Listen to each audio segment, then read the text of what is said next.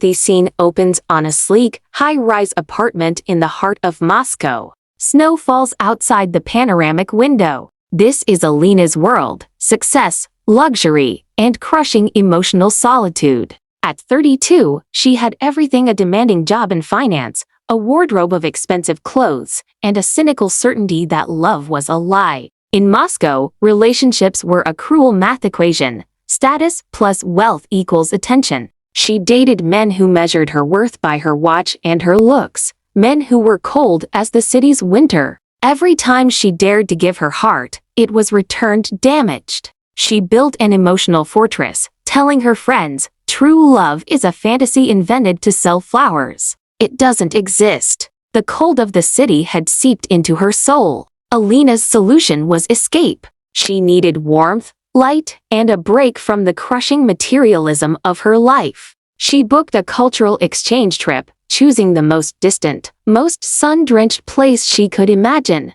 the Philippines. She knew nothing of the country except the bright pictures of beaches and the promise of perpetual summer. She never expected the true warmth would come not from the sun, but from the hearts of the people. This story is a testament to the powerful, life-altering difference that Filipino puso can make in a world obsessed with status and material wealth. If you're a true, full-blooded Filipino who carries the spirit of puso in your chest, show your support and subscribe to this channel right now. Join us to celebrate the emotional richness and global impact of the Filipino spirit. When Alina stepped off the plane in Manila, the heat was a physical shock, but the cultural warmth was the true jolt. Strangers smiled freely. There was a palpable kindness in the air, a relaxed rhythm of life that defied the frantic, stressed pace of her existence back home. This was a land powered by hospitality, where human connection seemed to matter more than the bottom line. It was confusing, beautiful, and deeply unsettling to her hardened heart. The scene shifts to the bustling, sensory overload of a local market in Cebu. It's a riot of colors, sounds, and laughter. Alina, a sophisticated woman used to quiet European supermarkets, is overwhelmed and completely lost, clutching her crumpled map near a stall overflowing with tropical fruit. That's where Marco found her. He wasn't a sleek, wealthy executive. He was Marco, a simple young man with kind eyes and a gentle smile, helping his family run a modest fruit stall. He noticed her distress and walked up, asking in perfectly clear, yet unpretentious English, "Ma'am, are you lost?" There was no angle, no flattery, just genuine malasakit, a profound concern for a stranger's well-being. Alina was used to men who saw her as an object of status.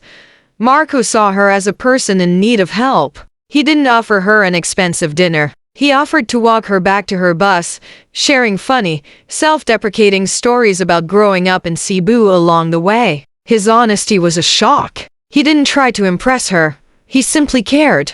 As she was leaving, he handed her a perfectly ripe, golden mango. "This is the sweetest fruit here," he said, looking straight into her eyes, "but not sweeter than your smile." Alina blushed, a reaction she hadn't had since she was a teenager. The sincerity in his words cut through years of cynicism. Back in her sterile hotel room, the mango tasted like paradise, and her heart began a frantic rhythm she hadn't felt in years. It made no sense. This simple man, this fruit seller from a chaotic market, had awakened more genuine emotion in her than all the wealthy, polished men of Moscow combined. She knew she had to go back. The next day, she returned. Marco was there, waving, as if he'd been waiting for a miracle. Days turned into weeks as Alina extended her stay, drawn deeper into Marco's simple life. There were no grand gestures, no fancy gifts, just long walks by the beach, shared local food, and deep conversations about dreams and family.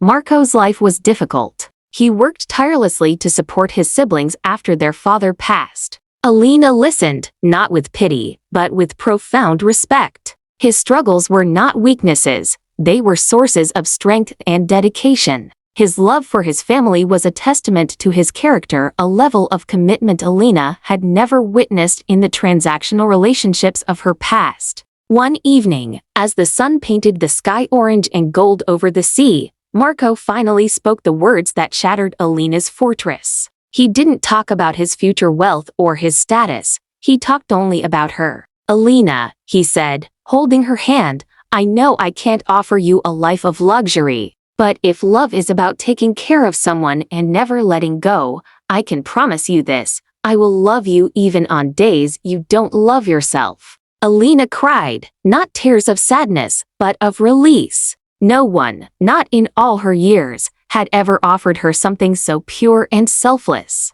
She finally understood, real love wasn't the kind found in movies. It was the kind found in a Filipino heart. It wasn't an addition to her status. It was a home for her soul. As she prepared to leave for Moscow, the farewell at the airport was agonizing, but they made a silent pact: distance would not defeat Puso. Back in Moscow, everything felt dimmer, colder, and emptier. Alina's friends laughed at her love for a fruit seller from Cebu, urging her to focus on real opportunities. But she had Marco, and every video call, even those with spotty connection, was a lifeline. They talked every night, Marco waking up early, Alina staying up late, their bond growing stronger with every shared detail. Alina finally understood that love wasn't about money or nationality. It was about feeling completely safe and utterly seen. Then came the surprise that proved Marco's devotion was unbreakable. One winter night, he called, his voice filled with pride. He had his passport.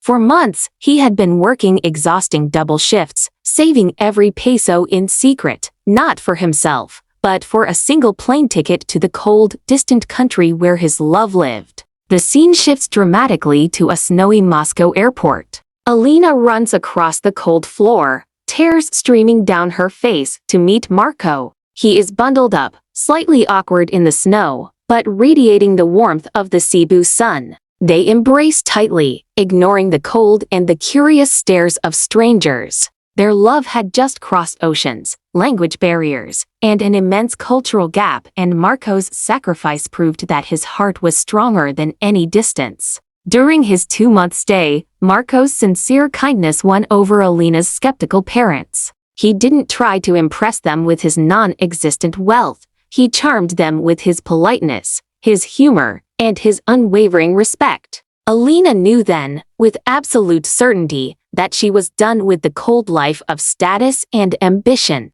She had found her home. A year later, Alina made the final sacrifice. She left her prestigious job, sold her apartment, and moved to the Philippines. She found a quiet job she could do online and settled near Marco in Cebu. They built a small, simple house near the sea. No marble floors, no city lights, just the sound of the waves and the smell of fresh mangoes. It was peace. It was home. One beautiful afternoon, watching the sunset at the very beach where he made his vow, Marco surprised her. He pulled out a small wooden box containing the same simple ring she had given him years ago as a reminder. "You gave me this as a reminder," he said, his voice thick with emotion. "Now, I give it back as a promise. Will you marry me?" Through her tears, Alina nodded. They married in a simple ceremony surrounded by Marco's family and the local community that had watched their love grow. The sunset painted the sky gold, mirroring the day they first met.